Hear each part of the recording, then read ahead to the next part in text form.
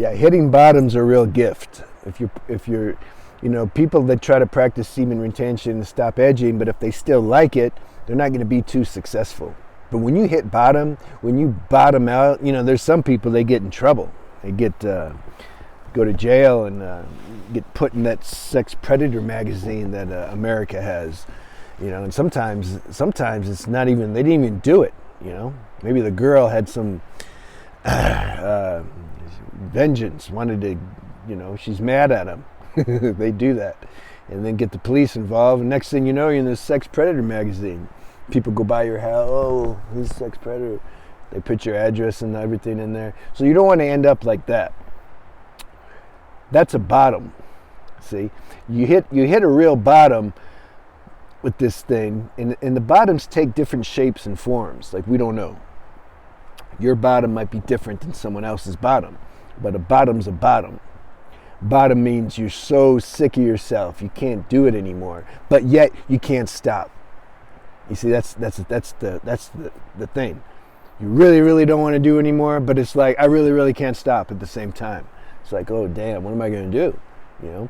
And that's why they have these programs. They have SPAA and SA and Google it. Google it and go to these meetings. Usually the people that end up there, they hit some bottom.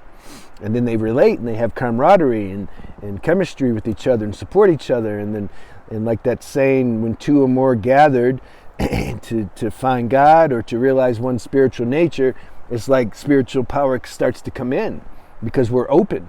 See, a bottom makes you more open. There's a surrender that takes place because you're out of moves. You can't figure it out anymore. You've been trying to do this to stop, but you can't stop. You get a little time together and then you throw it away. And you're like, I keep doing this. Some do it for years, decades. And some don't even learn. They just, it's a different karmic situation. But when you start to see your powerlessness over this, and not everybody has the same degree of powerlessness. It depends. See, it depends on so many things. It depends what you're trying to escape from. It depends what your childhood is and what issues you have and trauma and stuff. That can be sometimes deeper and make this addiction harder to quit.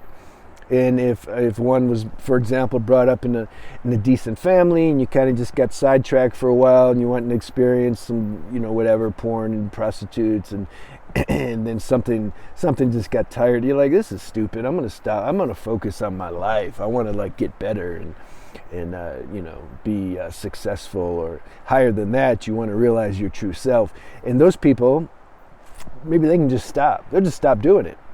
So then you meet them and you're a little more addict, and then you'll feel bad maybe because they can't relate. They don't have that experience that you have.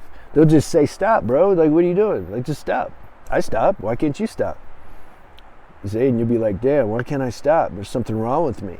No, there's nothing wrong with you. You have your own karmic individual situation. This is what you're here to transcend. It doesn't matter how long it takes. You keep trying, you keep going, and you keep going. And that's what you do.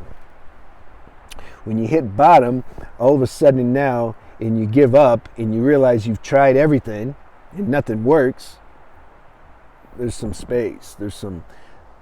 It's like the ego, the mind, you're not listening to it now because it doesn't work. When you don't listen to that, then there's a higher spiritual power that automatically is known. That power is always there, but we can't hear it if we're listening to our mind all the time. Visit my spiritual channel. I talk about it. When we surrender, which comes from hitting bottom and being so disgusted with ourselves that we just want to die or jump out of our body, and then something chills, and then all of a sudden you feel this power. Then that power will guide you, see, via intuition, and it will tell you, first of all, you'll recognize like something changed. You're like, something changed. I think I can stop now. I don't know what happened, but something changed.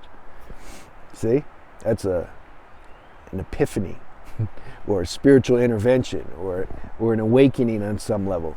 There's a bunch of awakenings. Don't get this confused. People say, oh, I had my spiritual awakening, now I'm enlightened. There's different awakenings, Anyway, so when you get that spiritual shift, you start automatically aligning yourself with this power. You recognize, first you got to recognize something. So now you've recognized it. You start to build a relationship with it. You start to listen to it. You start to say, guide me, show me what to do.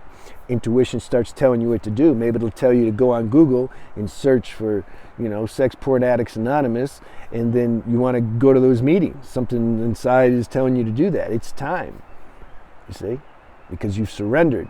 And so now you're going to attract the real support and help. It's not coming from your logical mind anymore. The logical mind will sit down and write, okay, maybe, I'm going to exercise. I'm going to take 2 cold showers a day. Every time I feel like relapsing, I'm going to do 100 push-ups. This is logical mind. It doesn't work. It works for a little bit, but usually the people can't maintain it. When your spiritual power is activated, this will work. This will work. You still got to maintain some vigilance to stay aligned with it and to appreciate it and be grateful for it, because the mind's going to come back and say, you're cool, man. I've already talked about that. The mind doesn't go away. Its job is to continuously challenge us. Otherwise, we'll just go to sleep. We need that challenge. We need those thoughts that the mind tries to use to lure us back into the dark pit. You see? Somebody's shooting. I'm in a war zone. Nah, this is super chill here. That's why I don't like to live in America. I'm packing too, so whatever. Yeah, I don't like to live in America because there's too much mental illness, and here it's just more chill. I've been here for 6.5 years. Have I seen even a street fight once? One time I saw one. It didn't last too long. The guy, anyway. And so it's chill. Like there'll be 1,000 people because they'll have some event in the town square. And they'll all be drunk and no fights. Can you imagine that? It's pretty good. Anyway, I hope you got something from that, man. This is why a bottom is important. But is it necessary to hit a bottom? Do you have to hit a bottom in order to change? No. See, the mind will hear that too. Mind will say, damn, I didn't hit a bottom yet. I'm not in the Sex Predator magazine. Oh man, I guess I have to keep going. No. Consciousness of what you're doing. Consciousness of you're doing something intuitively. Your inner feeling is telling you, like, you shouldn't be doing this. You guys know, because that's what you're feeling. That's why you listen to these videos, especially this channel. And so what do? You keep being conscious. Go ahead and pray. Just pray to something. If you have already a master that you pray to, Jesus, Buddha, Krishna, so be it. If you don't, just pray. Just ask something. Don't even call it pray. Maybe people get scared of that word. Just say, I need some help. Like I want to stop this, but I can't stop doing it. And just pray all the time. And if you don't get results, who cares? You keep praying. There has to be an inner alchemy, that's a process that's happening inside. It takes some time. Things on this planet, on this plane, take time. Sometimes they don't. You can be open to the miracle too, because they happen too. We don't know how this is going to work. That's what I mean. Stop trying to figure it out and stop judging your results based on what your mind says. Your mind doesn't know. Don't listen to the mind. Listen to inner feeling and listen to other people who are speaking from inner feeling. That'll put you in touch with your inner feeling more. You see? And then this is the whole, the point of why I say hang around positive company. Because then you're gonna be more unified, Find somebody higher than you. Don't hang out with people lower than you. Find somebody higher than you. And then you'll get something, It's logical, right? Have a good day.